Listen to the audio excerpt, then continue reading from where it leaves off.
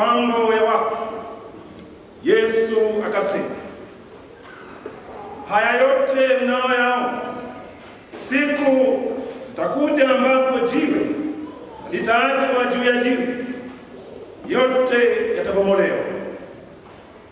Wakamuuliza wakisema, Mwalimu, haya yatakuwa lini?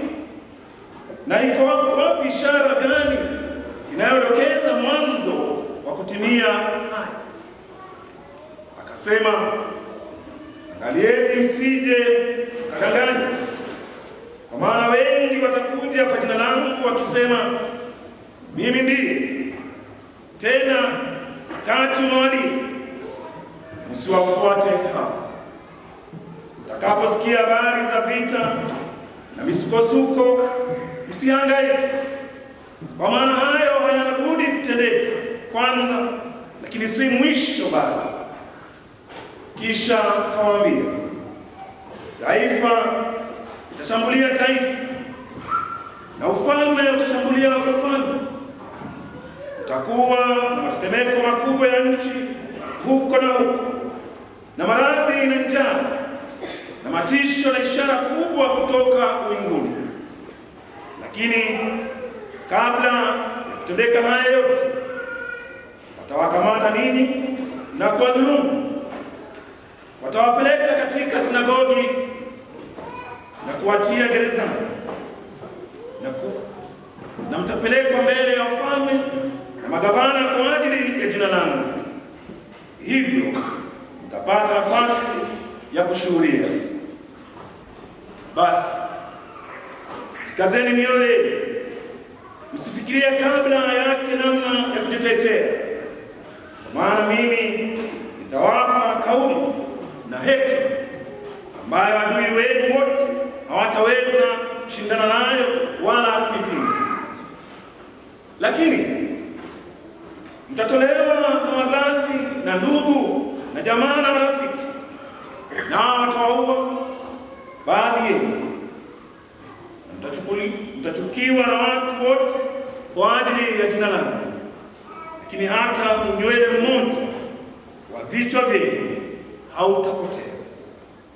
Kwa uvumilivu wenu mtaziokoa nafsi zenu.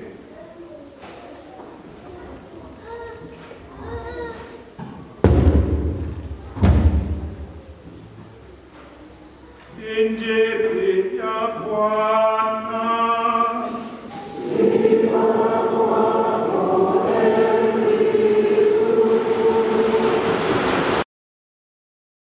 Mungu ni mwema na kila wakati. Mahujaji wa matumaini pamoja katika sala, wakaribisha sana katika tafakari ya siku hii ya leo, na ambapo wote tumealikwa kwa njia ya kipekee tunapokaribia mwisho wa mwaka wa kanisa, ambao tutaweza kuadhimisha mwisho wake Jumapili inayokuja kwa sherehe za Kristo Mfalme. Na tumepata nafasi katika mwaka huu kuyapata masomo yetu hasa ya Injili kutoka kwenye Injili ya Luka, na ambapo tumepata nafasi ya kuendelea kutafakari kuhusu jinsi ambavyo mwinjilisti Luka aliweza ama amekuwa akitushauri kuhusu mafundisho yake Yesu Kristo. Kwa majuma 19 tumeyapata masomo yetu ya Injili kutoka kwenye Injili hii ya Luka mlango wa 9 aya ya 51, na tukaweza kufika katika mlango wa 19 aya ya 27, ambapo tumepewa nafasi ya kuandamana na Yesu katika safari yake alipoanza safari kule Galilaya kuelekea Yerusalemu. Hivi kwamba baada ya kutafakari ushauri ule ambao Yesu Kristo amekuwa akiutoa ama akiwapa wanafunzi wake, tunakumbuka tarehe 2 mwezi huu ilikuwa iwe Jumapili ya 31. Lakini kanisa ikatupa nafasi ya kuweza kuadhimisha sikukuu ama ukumbusho wa ndugu zetu wale ambao wametutangulia, na hasa tukikumbuka nyoyo za wale wote ambao wamo toharani, All Souls Day.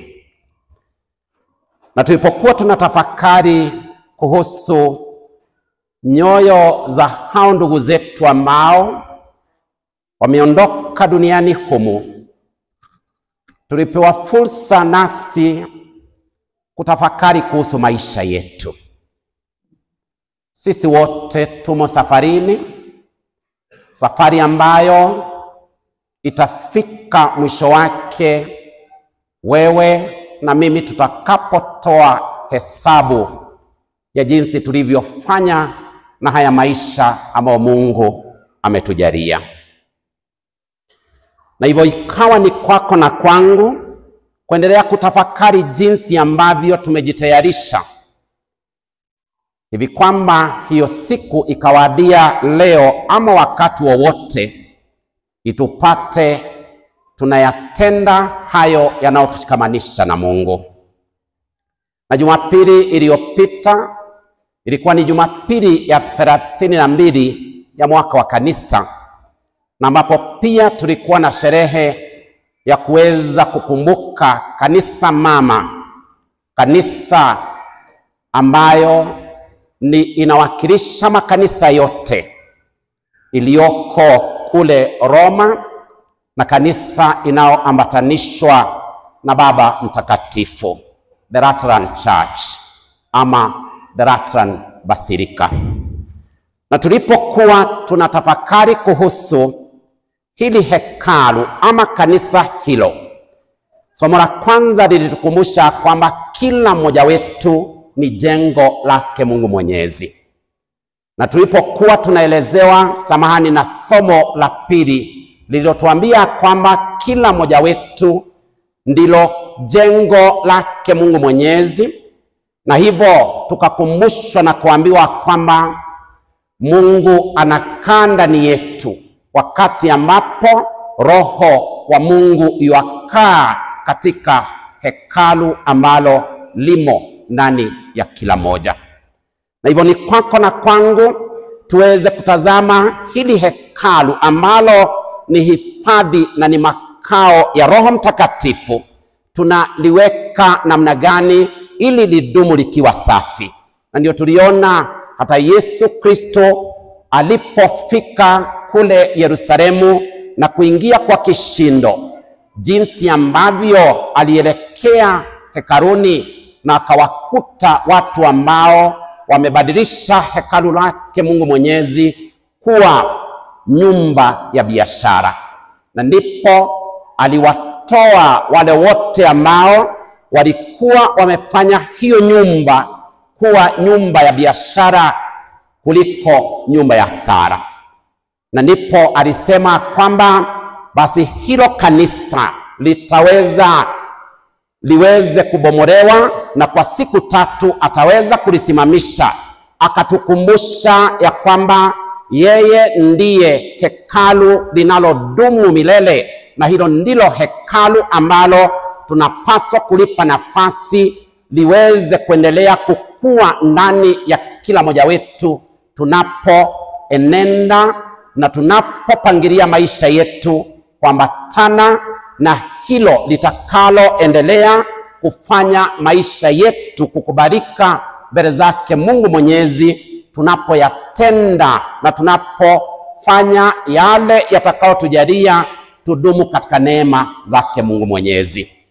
Siku ya leo basi, ndugu zangu, tunaelekezwa na kuambiwa kwamba Yesu baada ya kufika huko Yerusalemu na baada ya kuweza kutakasa hekalu, tuna nafasi basi ya kuendelea kutafakari kuhusu mwisho wetu, kama vile ambavyo Yesu aliweza kuulizwa baada ya kuwasikia baadhi ya watu waliokuwa wakiongea habari za hekalu, hasa mawe mazuri na mapambo ya wakfu. Na hili ndilo jambo ambalo linatukumbusha hekalu la kwanza ambalo Suleimani aliweza kulijenga mnamo mwaka wa 966. Alilijenga kwa kipindi cha miaka 7, na baada ya kujenga hilo hekalu lilikuwa la maana sana kwa kila Myahudi, because their life was actually centered on that temple that was constructed by Solomon, King Solomon. And this brought all the Jewish or the Israelites together to worship and also to give offerings to God. Ni hekalu ambalo lilisimama kwa kipindi cha miaka 370, lakini halikukosa changamoto, kwa sababu mnamo mwaka wa 928 liliweza kushambuliwa na Wamisri, lakini liliweza kusimama.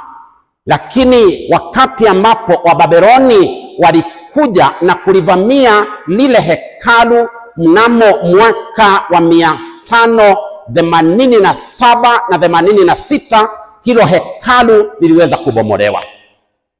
Lakini kwa msaada na usaidizi uliotolewa na mfalme Cyrus wa Persia, akaweza kuwasaidia akina Zerubabel na Yoshua kuweza kulisimamisha hekalu lingine ambalo liliweza kusimama mnamo mwaka wa 516.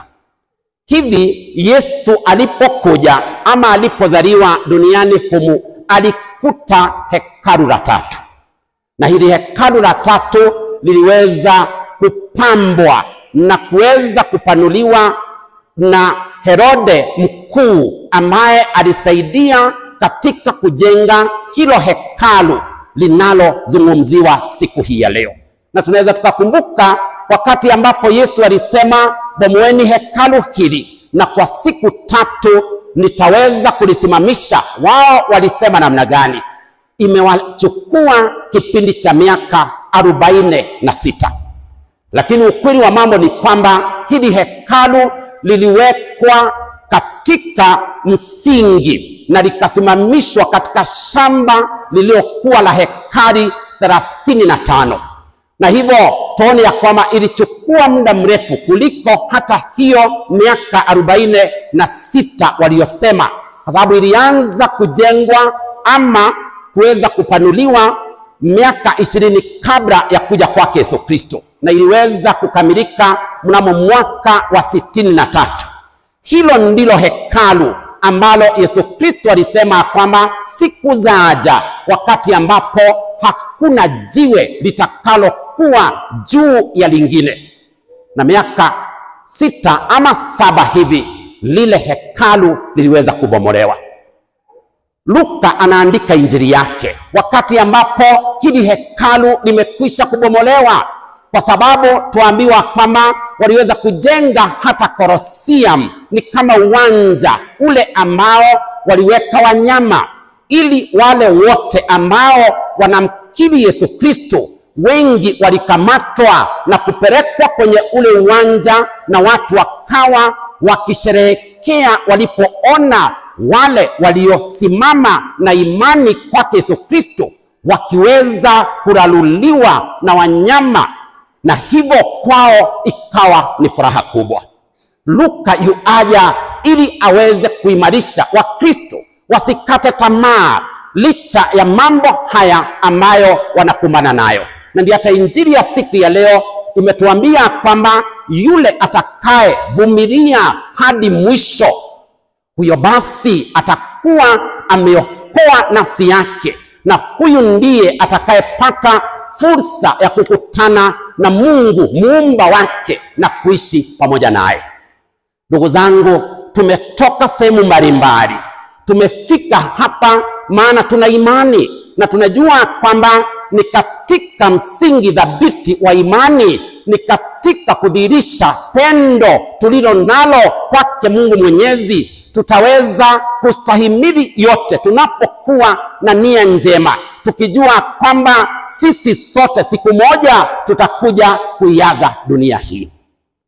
Tumesikia katika somo la kwanza, Malaki anawahimiza Waisraeli na kuwaonya vikali, anapojua kwamba hawa ni watu ambao wametoka uhamishoni, wamerejea katika nchi yao. Walipelekwa uhamishoni kwa nini? Walienda uhamishoni kwa sababu ya maovu ambayo walikuwa wameyatenda, licha ya kuonywa na manabii waweze kuyarudia njia ama waweze kurudia njia yake Mungu Mwenyezi. Lakini waliapa yale maneno kisogo, wakaendelea kujichanganya na mambo ya dunia hii. Ndugu zangu, hata wakati ambapo ilifika ni wao wapate kuhamishwa na kutolewa katika ule ufalme waliokuwa wameuzoea, bado waliendeleza mambo yao. Ni kama juzi tumeambiwa kwenye injili moja ya kwamba hata wakati wa Nuhu watu walikula, walikunywa, waliendelea kuoa na kuolewa, na wakaendelea na maisha ya kawaida mpaka gharika ilipokuja. Hapo ndipo walitambua kwamba maisha yao yamo hatarini. Mvua iliponyesha, Nuhu amejenga safina, ameingia kwenye ile safina na wale ambao walikuwa wakolewe. Wakati wa Lutu, watu walipoambiwa kwamba wabadilishe maisha wanaoyaishi ya dhambi, lakini wao hawakuweza kusikia, wakaendeleza maovu yao mpaka wakati ambapo malaika alitumwa ili aweze kusafiri pamoja na hii familia ya Lutu ambayo ilisikiliza wasia wake Mungu Mwenyezi. Na watu, mvua ya moto ikashuka toka mbinguni ikawateketeza wale wote ambao walikuwa dhambi. Hiyo ni kukumbushwa kwamba, ndugu zangu, kilicho na mwanzo lazima kitakuwa na mwisho, na sisi hatupaswi hata kuogopa ya kwamba maisha yetu yatafika mwisho wake. Yana mwanzo wake, na kwa hivyo haya maisha yatafika mwisho wake siku inapoadia. Lakini nini hicho ambacho tutakuwa tumefanya kuona ya kwamba tunaishi kuambatana na nia na mapenzi yake Mungu Mwenyezi? Kama hawa waliweza kuonywa wakiambiwa kwamba wanapoishi katika kiburi na uovu, hawa wote watakuwa kama makapi watakaoteketezwa kama hiyo takataka ama makapi yanayotupwa mahala ambapo pengine hapana faida. Lakini wale wazuri wanaoishi kuambatana na ushauri wake Mungu Mwenyezi, hawa ndio ambao tunaambiwa kwamba siku yao itawadia na wapate kufurahia.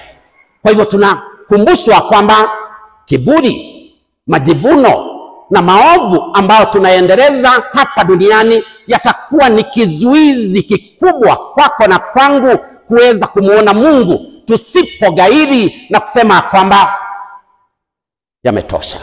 Enough is enough. We need to do something. So my dear brothers and sisters, the ball is in your court.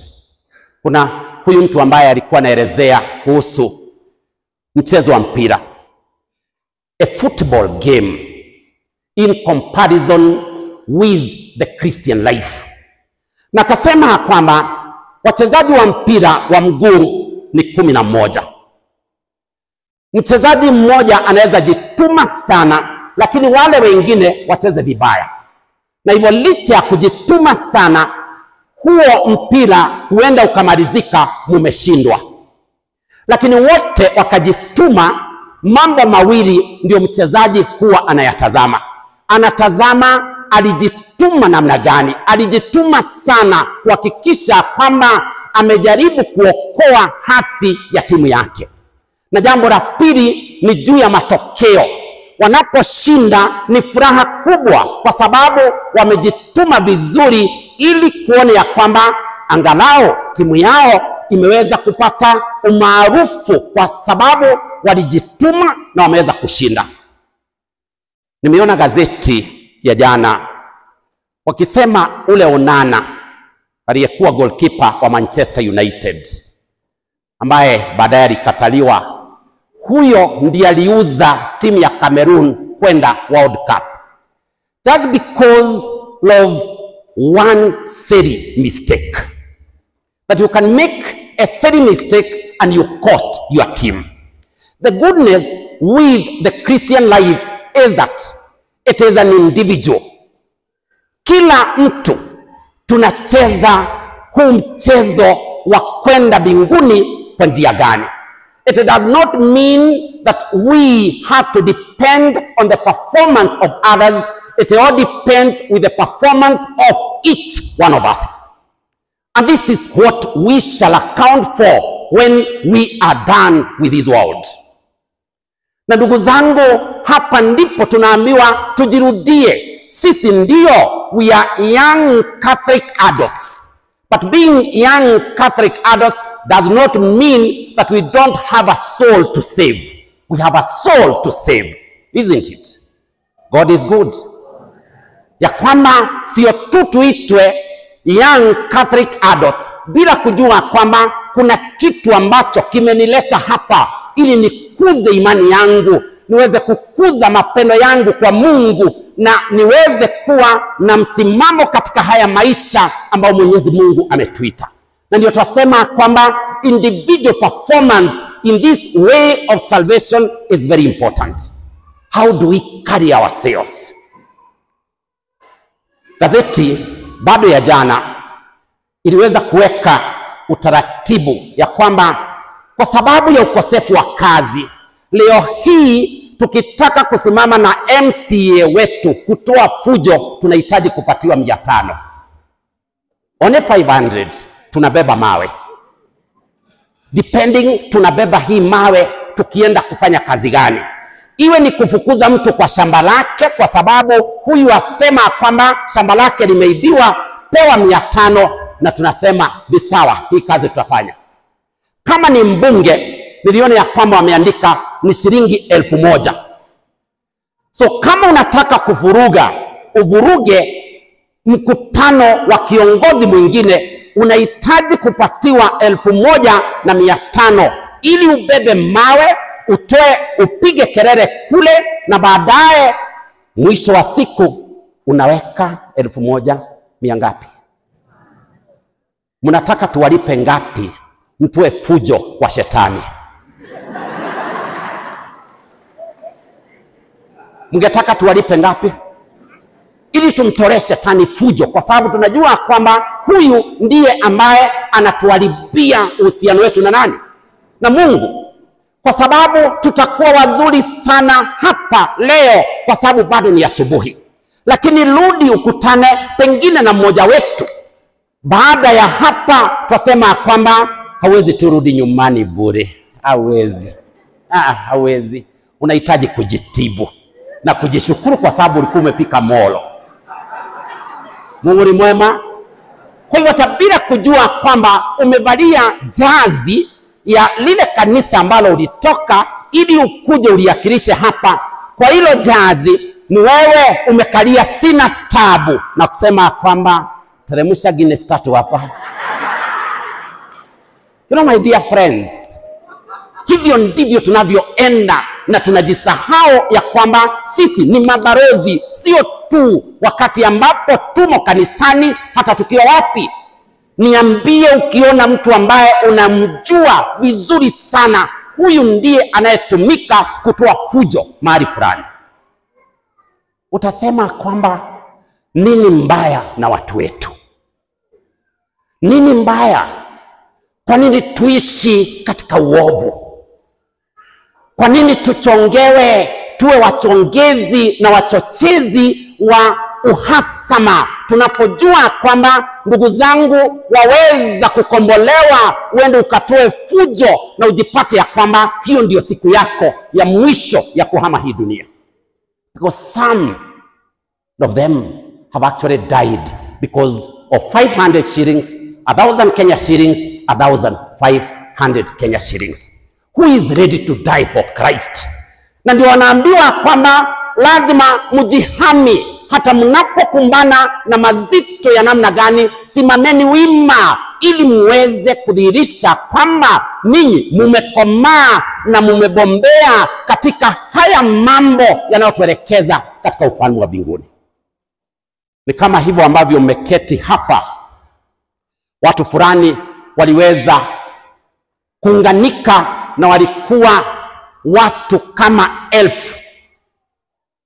2,000.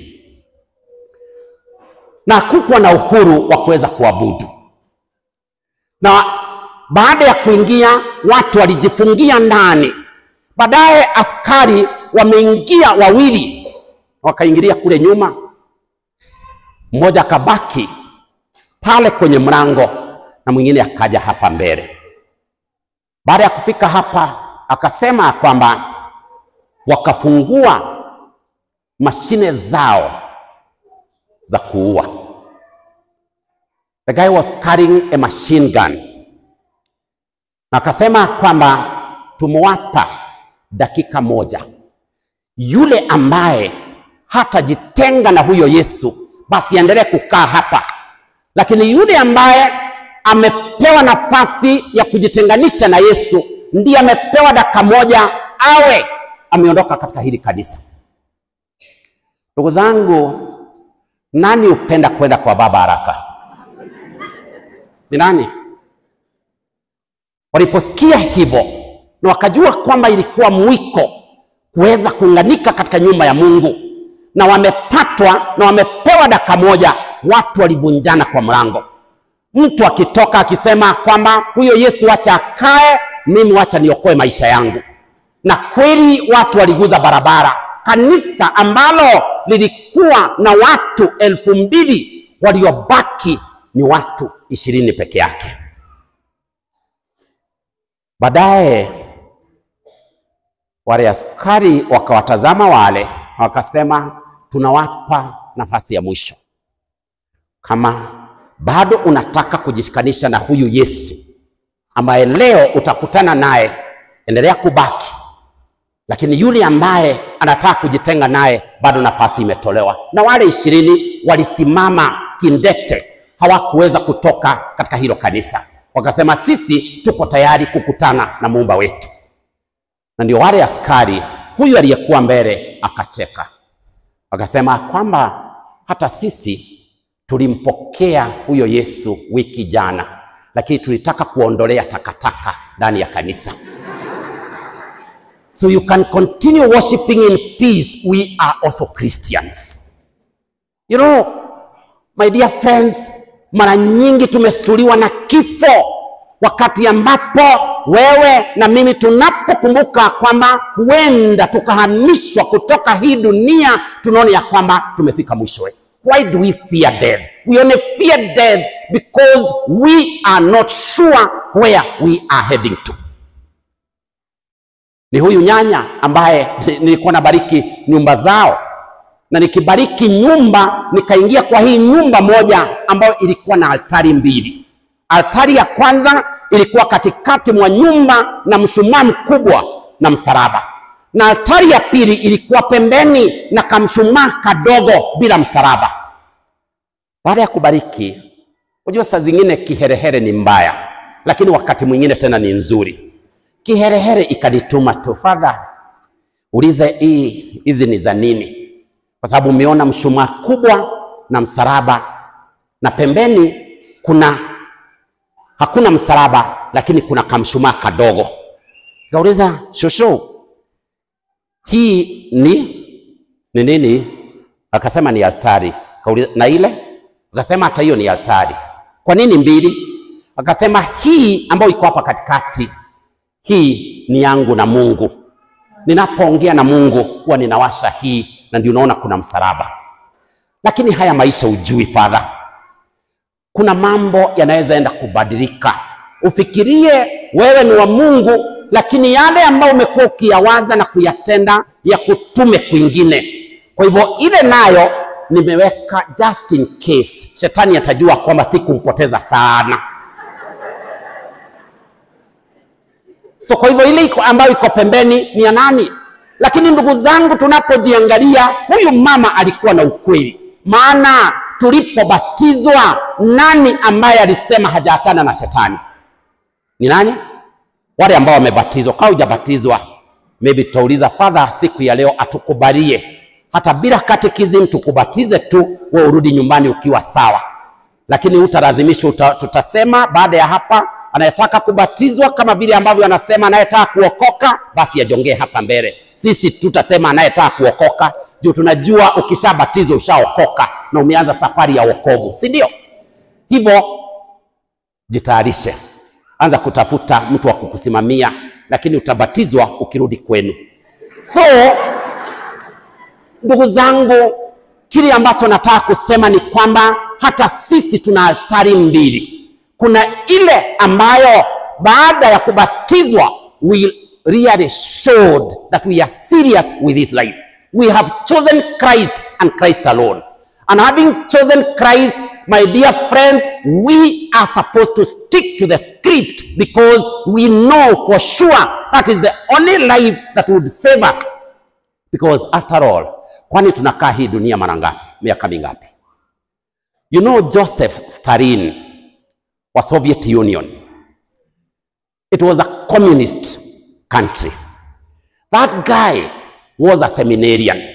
He actually wanted to become a priest. But he is one of the ruthless leaders we have ever encountered in life. Kwa sababu yeye aliwaua watu kama vile ambavyo unaweza ukaua panya. Killing people. Alipofukuzwa seminary, because yeye alitaka kuleta mabadiliko, bringing revolution in the seminary rather than complying to the teachings of the church. Alipotolewa akawa kiongozi wa kikomunisti, tunaambiwa ya kwamba huyu mtu aliua watu ili ahakikishe ya kwamba amebaki kwenye cheo. Tuliona nchi yetu jirani, wale ambao walituita viumbe vya ajabu. Mungu ni mwema. Tuliitwa viumbe vya ajabu. Hata leo hawajaamini ya kwamba sio wao walitoa vurugu wakati wa uchaguzi. Walisema ni watu wametoka nchi za majirani, na of course tunajua kwamba viumbe vya ajabu vilikuwa wapi? Vilienda kule kuchochea ili waweze kutoa uhasama na kuonyesha kwamba huyu mtu kweli hahitajiki kuchaguliwa.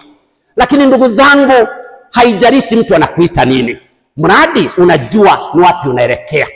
Tunaweza itwa viumbe vya ajabu, lakini tunajua kwamba kila mmoja wetu ameumbwa kwa sura na mfano wake Mungu Mwenyezi. Hatupasi kumdunisha mtu yeyote, maana tunajua kwamba hata wewe na mimi tutakapotoa hesabu yetu, tutakuwa tumeonyesha kwamba we were ready to die for Christ, ama tutaonyesha nini? Tunaanza kutayarisha watu ili tuweze kujitoa na kujituma katika uongozi wa kanisa. Mwaka ujao kutakuwa na huu uchaguzi. Wewe jitazame, jisimamishe na simama ukiamini ya kwamba hata wewe unaweza ukabadilisha kanisa lako.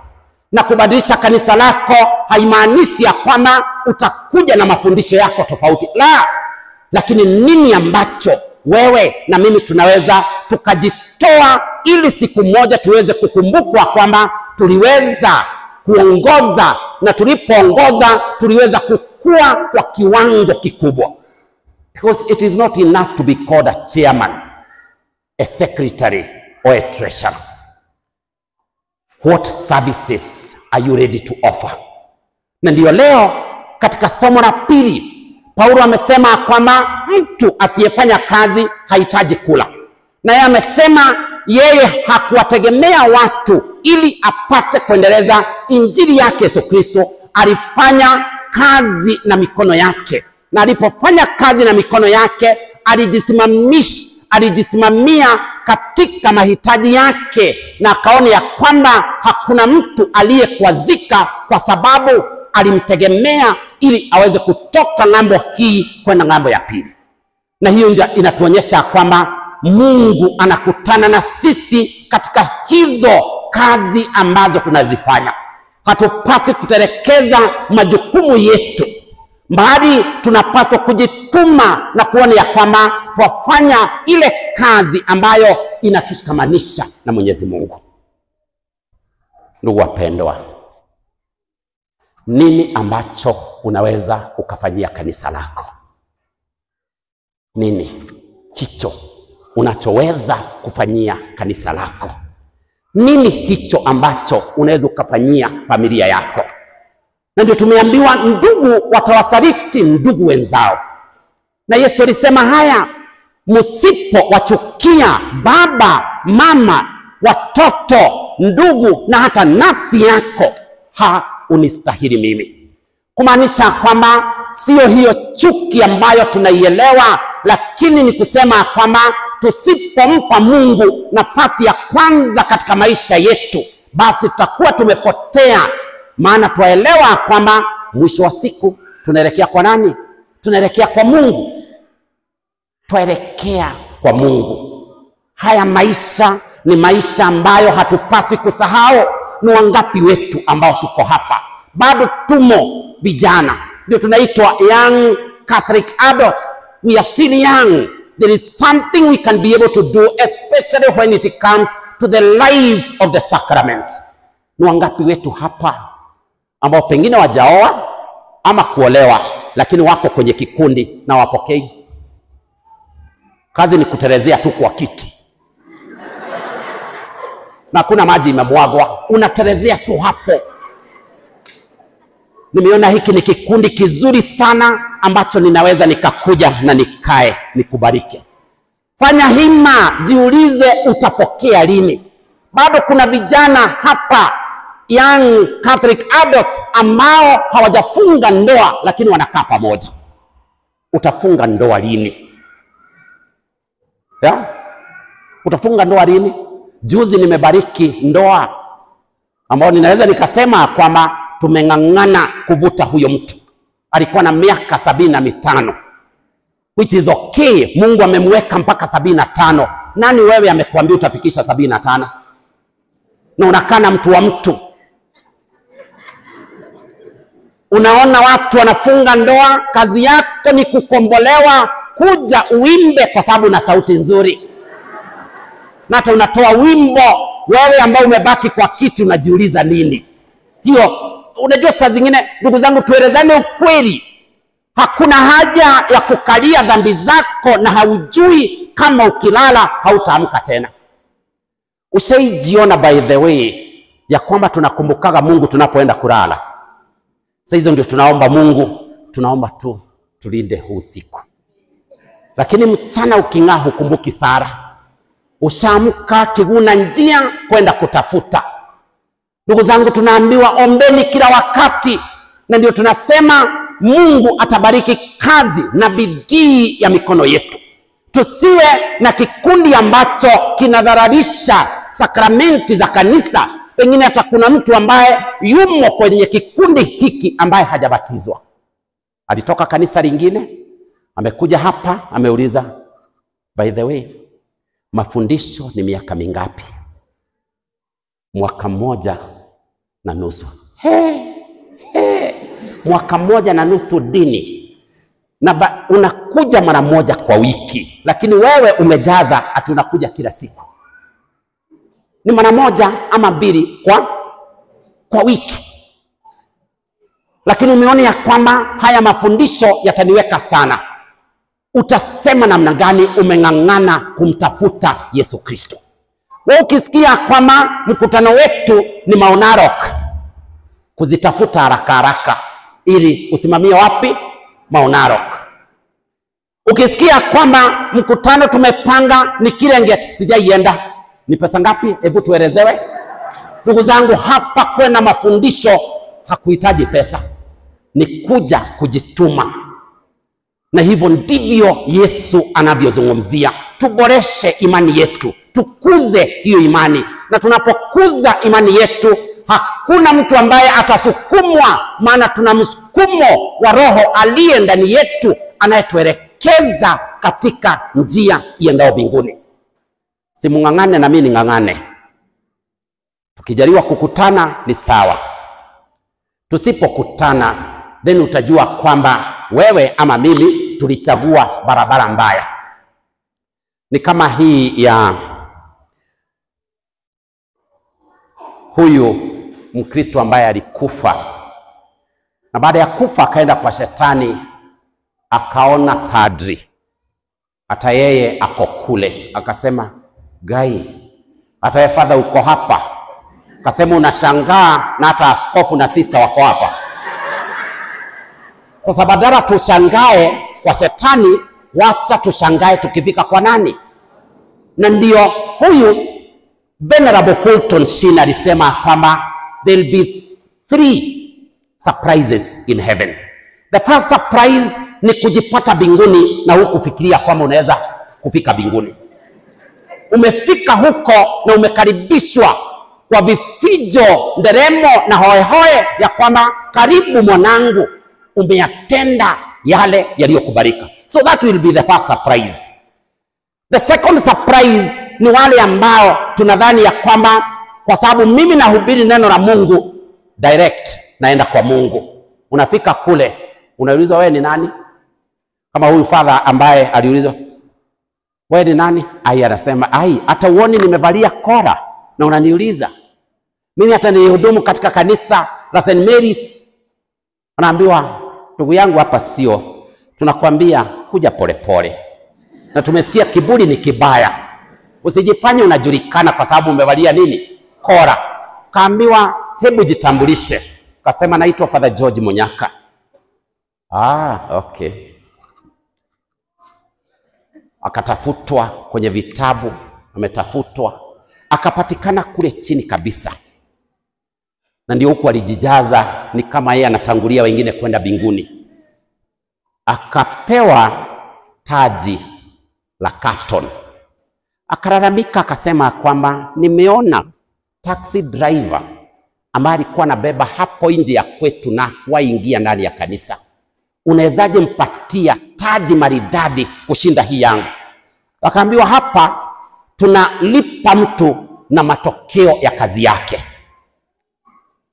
Akaambiwa, unataka kujua alikuwa anafanya nini? Akasema Akaambiwa, huyu jamaa alipobeba watu na taksi yake, ule muondoko tu kutoka pale penye alikuwa amesimama, unajua unatoka unaacha vumbi, ilikuwa ni kama safari rally. Na mtu alipojua, alikuwa anaambia mtu jifunge vizuri.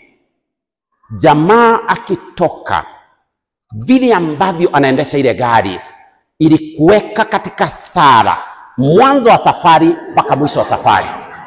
Usiibebo na gari ukomba mpaka utafika saa ngapi utoke. Sasa huyu akaambiwa kwamba huyu aliwaweka watu on toes, walisari safari yote. Na mtu alipofika hata aliona amekaribia, alikuwa anasema ni hapo. Anaambiwa huku kusema hapa. Anasema nilikuwa nimesahau, ni hapa, shukisha hapo, shukisha hapo. Jamaa basi anashukishwa, analipa haraka na anafanya ishara ya msalaba, Mungu asante. Akaambiwa huyo jamaa alishikanisha watu na Mungu ama hakushikanisha? Akasema alishikanisha. Wewe ulipofungua mdomo kuwahubiria watu walikuwa wanalalia viti kwa sababu uliwatuma walale ndani ya kanisa. Wewe na huyo nani aliwaleta watu kwa Mungu? Akasema nimekubali yangu, wacha nitosheke tu. Ndugu zangu, that will be the second surprise. Finding yourself failing to make it to heaven while you thought that you will make it to heaven. The third surprise, Venerable Fulton Sheen anasema kwamba ni wakati ambapo sisi wote tutajikuta kule. hakuna ya kuweza kufika. Maana kufika mbinguni ni kupenda kwake Mungu Mwenyezi. We do not inherit the kingdom of heaven because we are worthy. No, we are unworthy vessels. Na ni huruma na upendo wa Mungu utakao kufanya wewe na mimi tuweze kufika pale. So, can we be prepared for those surprises? And especially the first one and the third one. The second one, hiyo tuombe Mungu tusikutane nayo. Ile ambayo tunapaswa kukutana nayo ni kufika wapi? Ng'ang'ane tuyaishi maisha ya sakramenti, na tunapoishi na kumhudumia Mungu na watu, nina uhakika mbinguni tutakutana. Safari njema, tukutaneni mbinguni.